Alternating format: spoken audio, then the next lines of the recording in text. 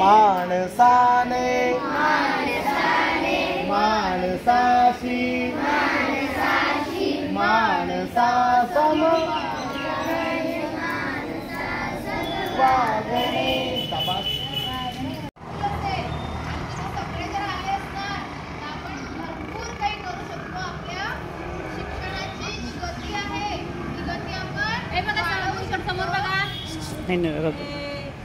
वाढवू शकतो आणि एकदम वेगाने शिकू शकतो आणि स्वतःमध्ये प्रगती सुद्धा करू शकतो.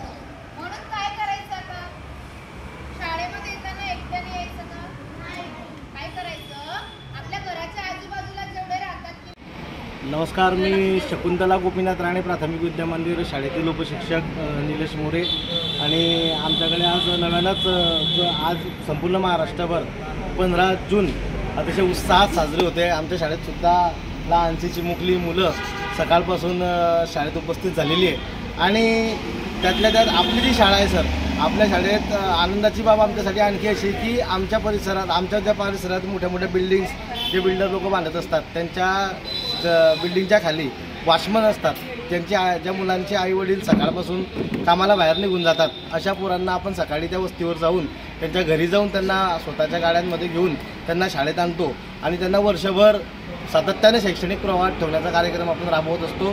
की जी मुलं शिक्षणापासून वंचित राहण्याचा आपल्याला धोका वाटतो ती मुलं आपल्या शाळेमध्ये म्हणजे आपल्या महाराष्ट्र शासनाने तर मोफत शिक्षणाचा कायदा केलेलाच आहे, परंतु आपण त्यातल्या त्यात विद्यार्थ्यांना आमच्या शिक्षकांच्या माध्यमातून किंवा विविध संस्थांची मदत घेऊन, ज्या समाजसेवी संस्था अशा संस्थांची मदत घेऊन त्यांना ड्रेस, त्यांना वह्या, त्यांना इतर शैक्षणिक डबा, वॉटर बॅग, इतर शैक्षणिक शिक्षण पूर्ण करण्यासाठी जे साहित्य लागत असतं ते साहित्य पुरवण्याची सुविधा करून देतो, जेणेकरून या विद्यार्थ्यांचं शिक्षण सुलभ व्हावं, सरळ व्हावं आणि त्यांना शैक्षणिक आनंद मिळावा, यासाठी आमची ही आधीपासूनची धारणा या शाळेची बनलेली आहे.